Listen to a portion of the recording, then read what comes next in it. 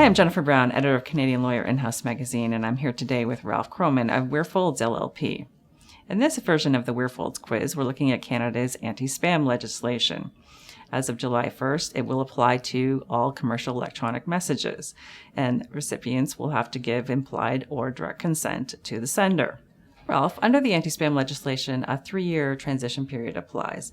So if a company can prove that the contacts in its database have received or purchased products over the last 5 years, is it safe to send them a message as of July 1st? Well, Jennifer, it depends. The exemption that would apply in this case would be the existing business relationship exemption. In other words, the way the legislation works, consent is implied to the commercial electronic message if there's an existing business relationship between the sender and the recipient.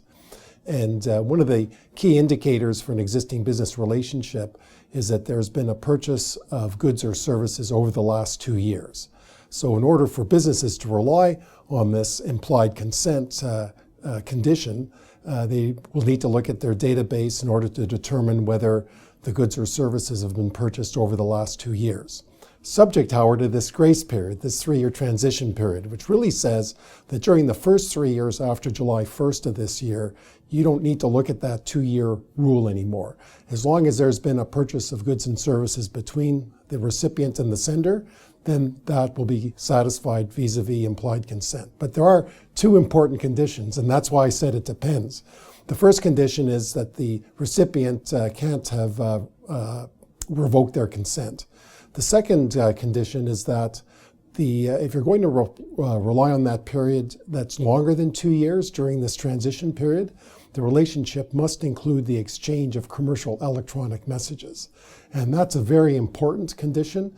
And I think it's going to be very difficult for businesses to go through their records and see whether there, in fact, has been an exchange of commercial electronic messages, of CEMs, if you will, between the parties. So really the 3-year transition rule, I think, is of limited usefulness. It may apply, but the companies will have to look very carefully at their databases to determine whether it applies. And let's say a sales manager goes to a networking event and he collects business cards from individuals. Is it safe to use the email addresses on those business cards to promote the company products? Well, we do have an exemption that's been built into the new legislation that's called the business card exemption.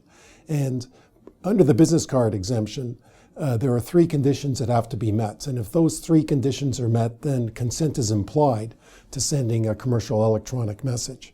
The first requirement is that the recipient must have disclosed their email address to the sender. The second rule is that the recipient of the message must not have indicated that they do not want to receive commercial electronic messages.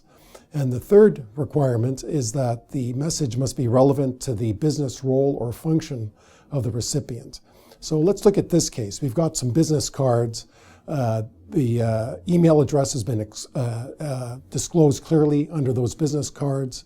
The recipient has not indicated that they don't want to receive unsolicited commercial electronic messages.